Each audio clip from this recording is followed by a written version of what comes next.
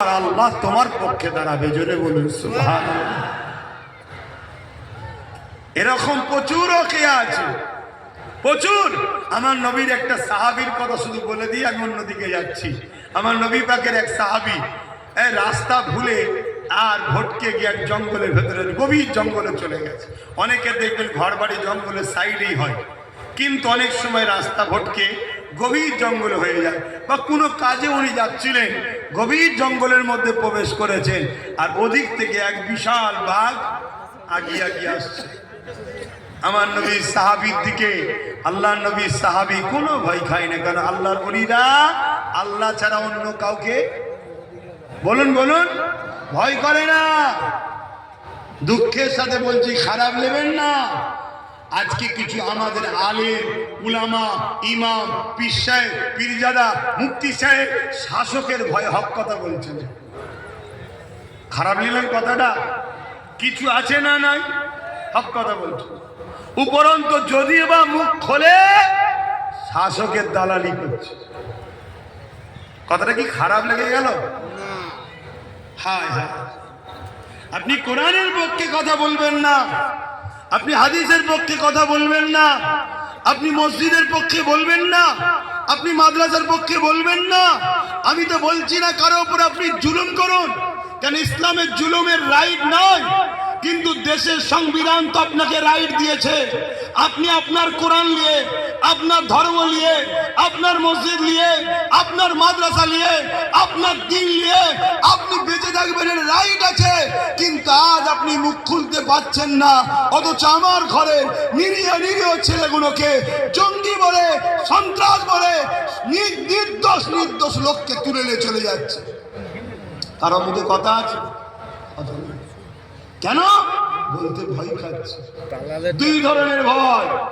এক ভয় হচ্ছে যদি আমাকে টার্গেট করে, দ্বিতীয় ভয় কি, আমার সঙ্গে যে খাতিরটা আছে, যেখান থেকে কিছু পায়, ওটা যদি বন্ধ হয়ে যায়। কি গো, আমার কথায় কষ্ট হচ্ছে?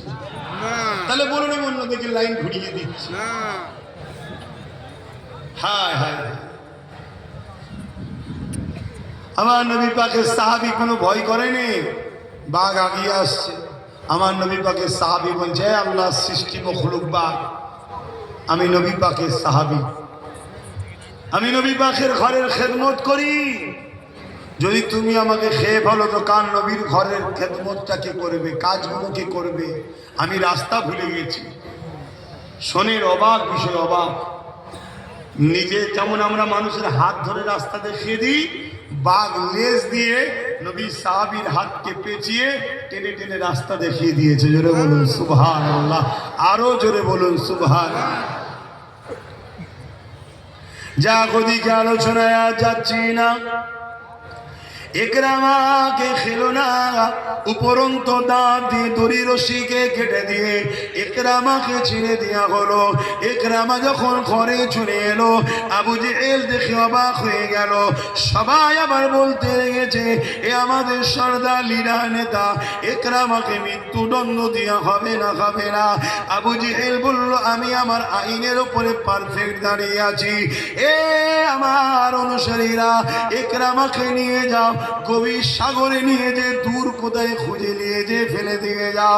সাগরের মাছেরা তাকে ভক্ষণ করে নেবে, তাকে এইভাবে যে ফেলে দাও। কিতাবের মধ্যে পাওয়া যায়, তাকে যখন হাতে পায়ে রশি দিয়ে পানিতে ফেলে দেওয়া হলো, ওই সময় দেখা যায় এক বিশাল মাছ এসে তার নিজের পিঠটাকে একরামার জন্য বিছানার নাই বিছিয়ে দিল, তাকে এমন করে নিয়ে এসে ডাঙাতে ফেলে দিল। একরামা এই দৃশ্যগুলো দেখে আমার নবী পাকের দিবানা হতে লাগলো। আর দেরি করতে পারলো না, একরামার ঘরে না গিয়ে আমার নবী পাকের কদমে গিয়ে ইমানে নূরের কলেমা পড়ে মুসলমান হয়ে যায়। জুলুম ইসলামের উপরে অনেক হয়েছে, আজও হচ্ছে। কিন্তু মনে রাখবে, যারাই জুলুম করেছে তারা জালিম শাসক বা ধর্মের নামে যারা ভণ্ডামি করে, তারা এই দুই শক্তি সব থেকে বেশি ইসলামের পিছনে লেগেছে।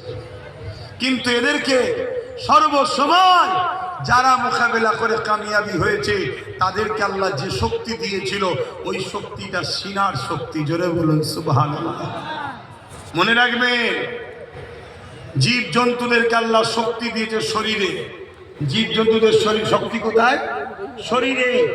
হাতির শক্তি কোথায় বলুন? হাতির শক্তি শরীরে। এত শক্তিশালী হওয়ার পরও হাতি আমাদের পিঠে ওঠে না, আমরা হাতির পিঠে উঠি কেন? মানুষের ব্রেন শক্তি দিয়েছে আল্লাহ মাথায়। তাহলে জীবজন্তুর শক্তি শরীরে, মানুষের শক্তি দিয়েছে মাথায়। কিন্তু মানুষের মধ্যে যারা মুমিন তাদের শক্তি দিয়েছে আল্লাহ সিনাতে। জোরে বলুন সুবহানাল্লাহ। এই শক্তিটা কি? ঈমানের শক্তি। জোরে বলুন সুবহানাল্লাহ। আল্লাহ নবী নাই নবী, দয়া নবী আমার যখন নাই সত্যি কথা বলতে লেগেছে, এ যুবকেরা, তরুণেরা, বাপেরা, আমার নবী পাকের উপরে অনেক জুলুম হতে লেগেছে। এমন জুলুমের জায়গায় পৌঁছে গেল আমার নবী পাকের হুজরাকে খেতে ফেললো। আমার